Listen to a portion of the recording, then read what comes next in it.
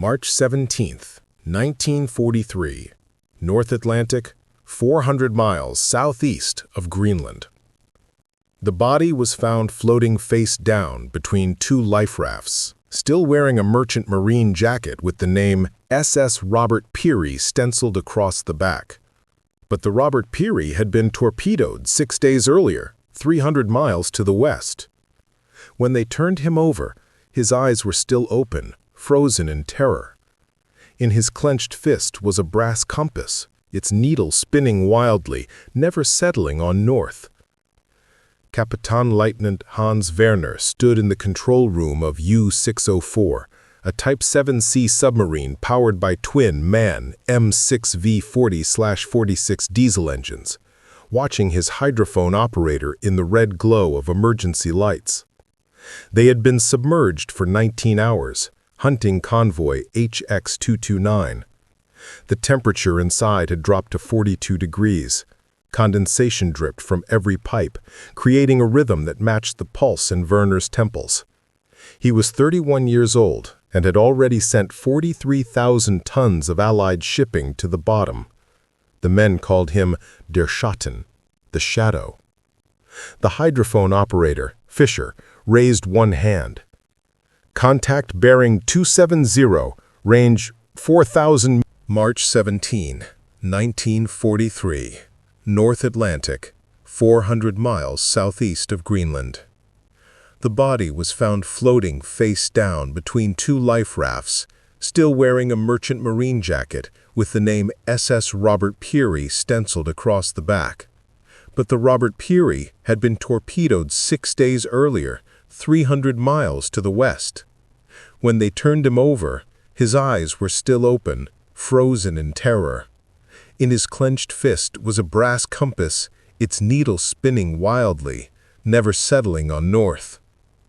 Kapitänleutnant Hans Werner stood in the control room of U-604, a Type 7C submarine powered by twin MAN M6V446 diesel engines, watching his hydrophone operator in the red glow of emergency lights. They had been submerged for 19 hours, hunting Convoy HX-229. The temperature inside had dropped to 42 degrees. Condensation dripped from every pipe, creating a rhythm that matched the pulse in Werner's temples. He was 31 years old and had already sent 43,000 tons of Allied shipping to the bottom. The men called him Der Schatten, the shadow. The hydrophone operator, Fischer, raised one hand. Contact, bearing 270, range 4,000 meters, multiple screws, 7, maybe 8 merchantmen, 4 destroyers. He paused, tilting his head. Sir, there's something else. A sound I've never heard before. It's like metal crying. Werner moved closer. He had learned to trust Fischer's ears more than his own eyes. In this underwater world, sound was everything. Crying how? It comes and goes between the propeller beats, almost like the hull of a ship is singing. Fischer's face had gone pale. My grandfather told me stories about ships that carried ghosts, ships that knew they were going to die. The other men shifted uncomfortably. Superstition ran deep among submariners. They lived inside a steel tube barely 23 feet wide, breathing recycled air that tasted of diesel fuel and fear. Every man knew that if the depth charges found them, they would die in darkness, crushed or drowned, their families never knowing exactly when or where. Ready tubes 1 through 4, Werner ordered.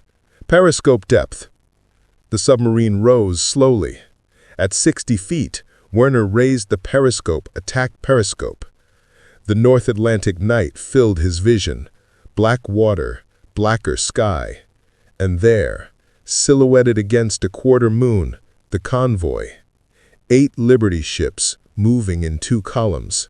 The escorts prowled the edges, their ASDIC sonar pinging through the water, searching. The lead ship was SS Jonathan Harrington, built in Richmond, 8 months old. She carried 10,000 tons of war supplies, tanks, ammunition, aircraft parts, food, Everything Britain needed to survive, everything Germany needed to deny them. Target acquired. Tube 1, set depth 4 meters, speed 30 knots. Tube 2, same settings, 10-second delay. The G7E electric torpedoes were loaded and armed, each one 20 feet 1 inch long, carrying 617 pounds of hexanite explosive. Fire 1, the submarine shuddered. Fire 2, Werner counted. At this range, impact in 2 minutes 40 seconds. The convoy continued zigzagging, unaware. On the Jonathan Harrington's deck, men would be standing watch, drinking coffee, thinking about home, scanning the horizon, praying for another night of survival. The first explosion lit up the ocean like a camera flash. A column of water shot 200 feet high. Werner saw the Jonathan Harrington's bow lift out of the water, her back broken. The second torpedo struck aft of the bridge. Fire erupted from her cargo holds. Men were jumping from the deck, tiny figures against the flames, falling into water cold enough to kill in minutes. "Direct hits," the first watch officer reported emotionlessly. Werner watched the ship break in half, her stern rising vertical before sliding beneath the surface. The escorts turned, racing towards them, sonar pinging faster. Werner was about to order a deep dive when Fisher suddenly tore off his headset, face twisted in pain. "Sir, the sound, it's screaming, all around us, they're everywhere." The submarine lurched violently to starboard, as if struck by a massive invisible hand. Men stumbled, lights flickered, alarms shrieked. Werner grabbed the overhead railing. They hadn't been hit by a depth charge, but something had slammed into U-604 with tremendous force. "Damage report. Starboard ballast tank pressure loss. Stern diving planes not responding." The submarine began tilting downward, slowly at first, then faster. They were losing control. Werner grabbed the overhead railing as the angle increased. The depth gauge spun, 100 feet, 250 feet, 275 feet. The hull groaned. At 300 feet, a Type 7C's pressure hull was rated safe. At 400, tolerances became uncertain. At 500, physics became executioner. "Blow all ballast, emergency surface." But the diving planes didn't respond. The submarine kept descending.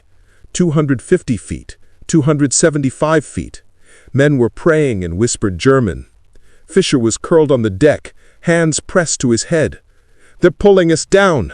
The dead ones. They want us with them." 300 feet, 325 feet. Werner looked at the depth gauge, then at his men's faces. He had sent 43,000 tons to the bottom. He had killed hundreds, maybe thousands. He had done his duty.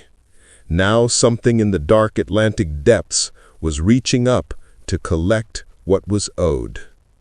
The lights went out.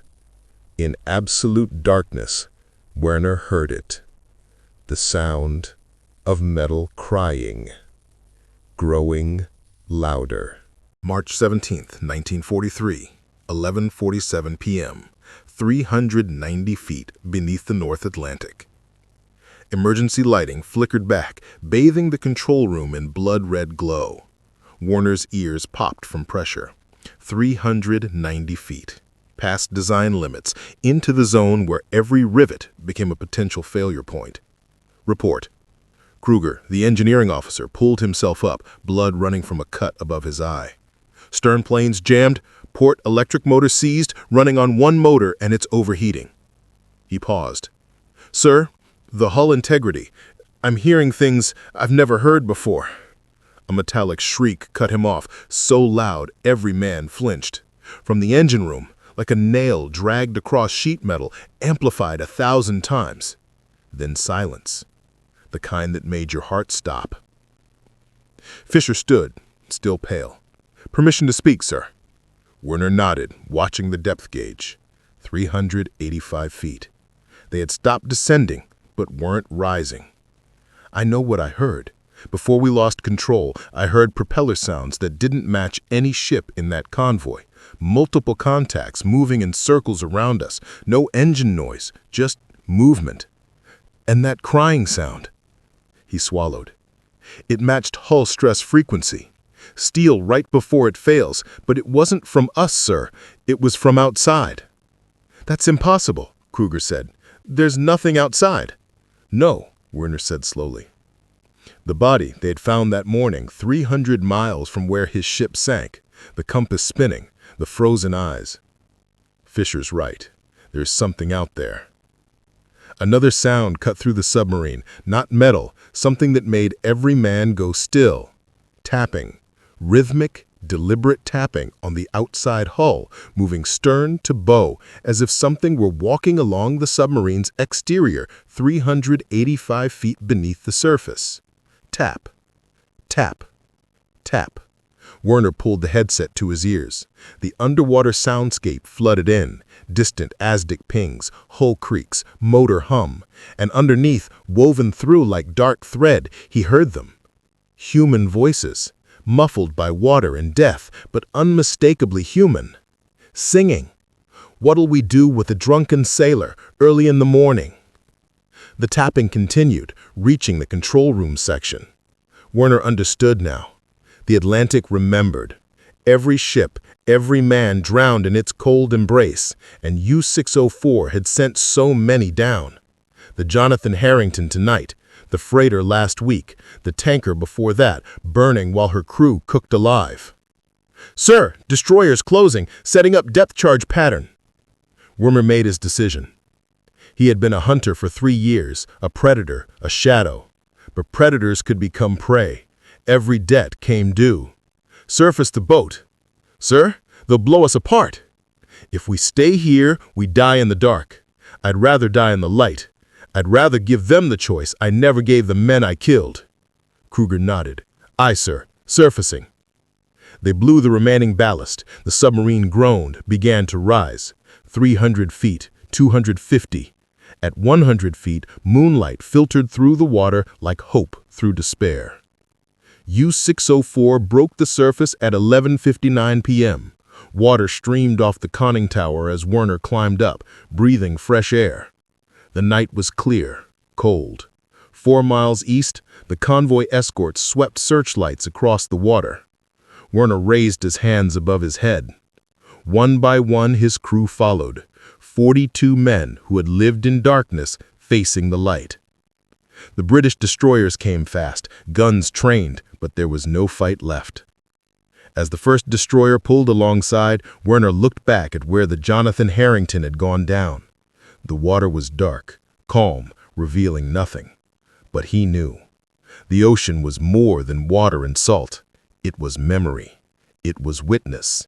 It was the final judge. A British lieutenant climbed aboard, revolver drawn. Kapitänleutnant Hans Werner. Yes. You're under arrest as prisoners of war. He paused. You are the Shadow. You've sunk a lot of our ships.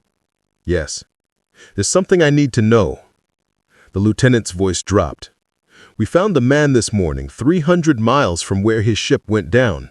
No hypothermia, no drowning. His eyes were open. The surgeon said he died of fright. His heart just stopped. His eyes searched Werner's face. What happened out here tonight?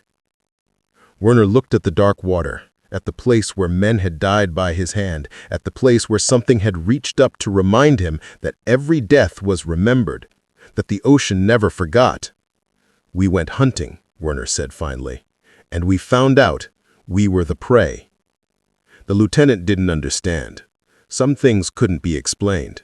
Werner looked at his crew, at Fisher, who stared at the water with knowing eyes, at the young faces of men who would spend the war in prison camps far from the sea, safe from the things that moved in deep places. As they were led below, Werner heard it one last time. That sound like metal crying, like the ocean mourning, like a warning and promise. The sound followed him into captivity, into the years after the war, into quiet moments when he would wake in darkness and remember the night he learned that some debts are paid not in blood, but in understanding. The Atlantic never forgot, and neither would he.